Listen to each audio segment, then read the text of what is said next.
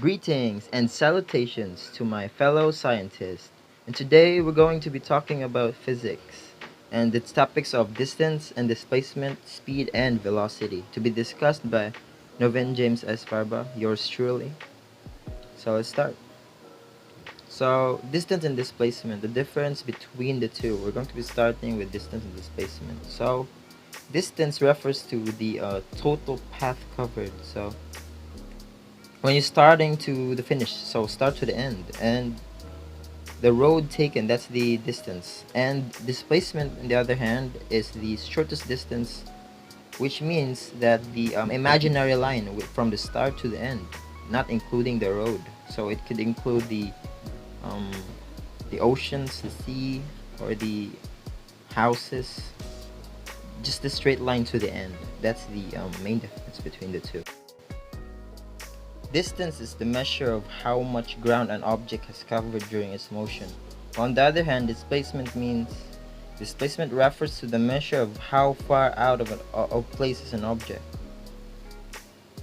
Distance is scalar quantity and displacement is vector quantity, which means scalar quantity means that it's the total distance in digits, while total distance with direction is vector quantity. So that's the main difference. Vector quantity has direction. So distance is always positive while displacement can either be positive or negative. So let's first start with a distance problem. An object travels 10 meters from point A to point B. It then travels another 10 meters from point B to point C. How much distance has the object traveled? So to solve distance, you're just gonna have to add measurements. So we're gonna have a little diagram here. From point A to point B, it was 10 meters. So, and then point B to point C was also 10 meters. So what you're gonna do is just add the two measurements. So it's 10 plus 10 equals 20. Now let's move on to another problem. So first we're going to have to discuss I'm pretty sure you're already familiar with the compass or the directions. So this is the directions. We have north, east, south and west, and then the side directions, which is northeast, southeast, southwest and northwest. So you're gonna have to keep that in mind for our next problems. So we have distance. And second problem. A guy walks 20 meters east. He then walks another 15 meters south. After that, he walks 20 meters west and then walks 15 meters north, back to his initial position. How much distance has the guy covered? So again, we're gonna have to make a diagram. So there's this guy. He walked 20 meters east first. Then he went 15 meters south, and then he went 20 meters west, and then he went 15 meters north. So the question was, how much distance has the guy covered? Now first we have to again add all the measurements. So 20 meters, add all the path, 20 meters plus 15 meters plus 20 meters plus again another 15 meters north. It doesn't matter, the direction doesn't really matter. So we have 70 meters. The distance was 70 meters. So the last problem, the third problem of for distance, we have distance, speed and time. And this is the DST triangle, which means distance. When you're solving for distance, it's going to be speed times time, which is DST. Well, if we put it in right here, this is the formula right here. Distance units can either be in meters, m, kilometers, km, or miles, mi. So distance. Alan drove from Lapu-Lapu to Katmon in 2 hours. During his trip, he traveled at a constant speed of 32 kilometers per hour. So what is the distance from Lapu-Lapu to Katman? So we're looking for the distance here, since the speed and time is already present in the problem. So D equals ST. That's the formula. And then we put the things we have. So we have speed and time. We're gonna put it in there in the formula. And then we have 32 kilometers per hour times 2 hours equals 64 kilometers. So we're gonna have kilometers since we're looking for the distance. That's how you solve for it. Next, we're gonna move to our first displacement problem. Here we just talked about earlier that displacements have directions, so they're basically just distances but with direction. So if you solve it for our problem, Carl travels along a straight road 10 meters east, then 3 meters west. Find the displacement. So here in this, the key in this displacement are the direction. So we're gonna have to, instead of just adding it, we're gonna have, okay, I got another diagram here. 10 meters east. So Carl walked 10 meters east, and then he went back 3 meters west. So you gotta keep in mind the directions of the diagram. Formula for displacement is going to be the final position minus the initial position. So because he went back he went back from 10 meters, he went back 3 meters west, so it's gonna be negative because it's in the x-axis, right? And he went back, so it's going to be a negative west, since west is going to be a negative and the east is going to be positive. So we're gonna put negative 3 west plus 10 meters east. It's going to be an addition because since you're gonna use addition if it's on opposite direction. Now it's going to be D equals 7 meters east. So it's going to be east since you gotta follow the direction of the bigger number. Next, we're going to our second problem, which is displacement. Again, another displacement. Our second problem. A guy walks 20 meters east, and he walks another 10 meters south. What is the displacement? So, very simple. You gotta have to make another diagram. So, a guy walked 20 meters east from his starting point, and then he went another 10 meters south, and then you gotta find the displacement. Since the directions, the path forms a right angle, you're going to use the displacement, which is going to be the hypotenuse of the right angle. So it's gonna form a right triangle now, as you can see here in the diagram. So displacement is what you're looking for. Now the formula for this is you're going to be using the Pythagorean theorem, which is the a squared plus b squared equals c squared. Very simple. So you gotta plot the measurements in 20 squared plus 10 squared, since a plus b squared, and it's going to be 500. Addition of this both 20 squared plus 10 squared is going to be 500, and you're going to look for the square root of 500, and it's going to be 22.36 meters southeast, since the distance from the starting point to, you gotta follow the direction from the starting point to the final position. It's going to be southeast. Now moving on. Displacement. Third problem.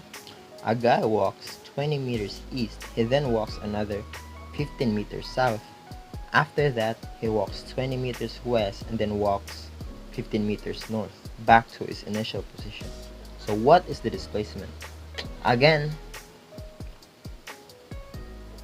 20 meters east, he then walks 15 meters south, 20 meters west, 20 meters north. And since the displacement here is going to be 0, since he went back to his initial position. So we talk about displacement. Displacement is the distance from the initial position to the final position. Since he went back to his initial position, it's going to be 0 because he went back to his initial position. There's no longer a measurement for the initial position and the final positions because he went back to his initial position. Very self-explanatory. Moving on. We're going to move on to speed and velocity now. So these are the following formula for speed and velocity. Speed equals distance over time. So distance over time. It's like the DST table earlier. I mean the DST triangle earlier. It's just you just gotta plot that in here. And velocity, here's the formula. Displacement, change in displacement over change in time. Displacement over change in time. Okay. So you gotta find the differences between speed versus velocity now. So speed is the rate of change of motion. It's the definition of speed. While velocity is the rate of change of position of an object. Speed is scalar quantity while velocity is vector quantity. And it's just like the distance and displacement earlier. Speed is a distance traveled by a body in a unit time, while velocity is displacement covered by a body of unit in a unit time. And speed is how fast a body moves, while the velocity is the object's speed with direction. That's the difference between the two. So our first problem, speed. A person walks 30 kilometers in 4 hours. Find their speed. So it's just like the same with earlier. It's going to be speed. You're gonna use the formula S equals d over t, distance over time. So we have distance and time here. You're just gonna plot that in there. 30 kilometers divided by 4 hours, and you're going to have your speed, which is 7.5 kilometers per hour. You're gonna have use kilometers per hour since it's speed. You're gonna have per example is kilometers per hour. You're gonna have to use the what's in the problem. Okay, it's a 7.5 kilometers per hour. Speed. Second problem. It takes a swimmer 28 seconds to finish a 50 meters freestyle. What is the speed of the swimmer? So again, you use the formula S equals d over time. Plot 50 meters in 28 seconds here, and then you get your answer. Divide 50 meters divided by 28 seconds, you have 1.79 meters per second. So you have your speed. So our next problem is going to involve average speed, which is quite different from speed, but it's still the same. You get the idea. So average speed, to solve for average speed, you have to have the total distance and the total time. So to get, it's a third problem. Julian's car covered a distance of 250 kilometers north in 25 hours and traveled 350 kilometers south in 30 hours. What is the average speed? So to get the average speed, we're going to get there in a moment. Here, average speed equals total distance divided by total time. So what do you mean total? Total means addition of all the sum of all the measurements that you have. So it's going to be average speed equals 250 kilometers plus 350 kilometers. So because that's you don't need to have the direction here since it's speed. It's in scalar quantity, so these directions don't matter. So 25 hours plus 30 hours. Average speed equals, you're going to add these. Now you're going to have 600 kilometers, and then you're going to have 55 hours. So that's how you solve for average speed. Now if you divide that, you're going to have the same as earlier with just the speed, not the average speed. You're going to have your answer, which is 10.91 kilometers per hour. That's how you solve for it. It's the average speed. It's a little bit different, but it's also the same. Just going to have to add the measurements. Let's move on to velocity. So a squirrel is looking for nuts. It runs toward east 10 meters and runs west another 20 meters to a second nut. The total time spent running was 12 seconds. What was the squirrel's velocity? So you're going to have to draw a diagram because of the directions. So diagrams are very important in this direction. If you have to solve a direction, so it's really important. You gotta have to do it. So we have a little diagram here. A squirrel walked 10 meters east to get a nut, and then he went back to negative 20 meters west to get a second nut. We have our formula here, which is velocity equals displacement over total time. So we're going to have to look for the displacement first. So we have our formula, which is PF minus PI, which is position final minus position initial. So we're going to plot that in there, which is 20 meters west and 10 meters east. So it's going to be, since it's opposite direction, we're just going to use addition. And it's negative 20 meters west since he went back, plus 10 meters east, which is his first position, initial position. Now we're going to have negative 10 meters west. So we have our displacement. Now we're going to plot that into this formula, which is displacement over total time. So we have negative 10 meters and the 12 seconds for the total time. So since the total time spent running was 12 seconds, so we put 12 seconds in here. Now we're going to solve for that. It's going to be over negative 0.83 meters per second, since it's velocity, which is speed, and then we copy the west for the direction. We have negative 0.83 meters per second west. That's your velocity. Now moving on to the second problem. Julian's car covered a distance of 250 kilometers north in 25 hours and traveled 350 kilometers south in 30 hours. What is the average velocity? So we plot that into, it's very important to plot these diagrams in problems that require direction. So we have positive 250 kilometers north since it's north, and then he went back. It said here that we went back negative 350 kilometers south. So we're going to have to solve for the displacement first again. Positive 250 kilometers plus negative 350 kilometers. It's going to be negative 100 kilometers south as your displacement, and then we solve for the velocity. We have our displacement now, and we also have a change in time. So it's going to be negative 100 divided by 25 hours plus 30 hours, and you're going to have negative 100 over and divided by 55 hours, which is going to be 1.82 kilometers per hour south, since you're just going to copy the direction here. This is your velocity. This is your answer.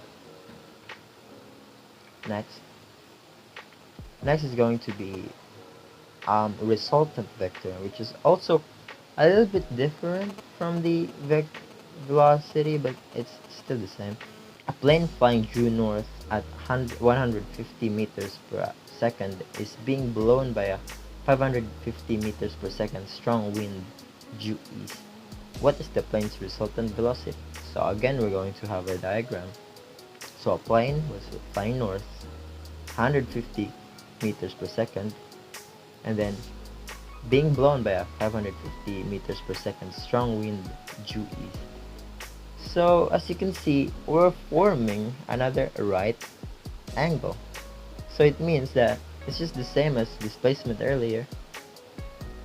When it's forming a right angle, you're going to have to draw a right triangle, and the hypotenuse is going to be your displacement.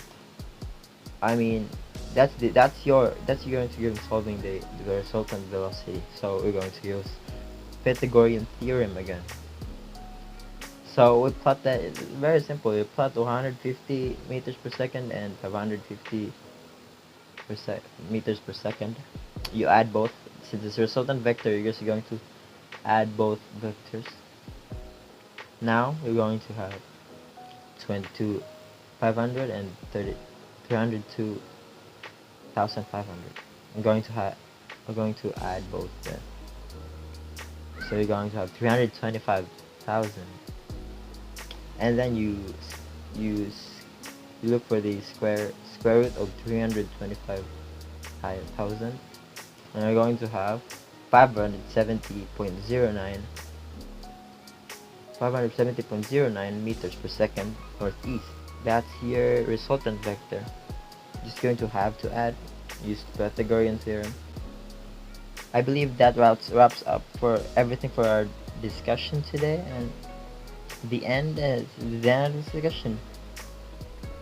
I would like to thank you for watching this video, and yeah, thank you. Peace.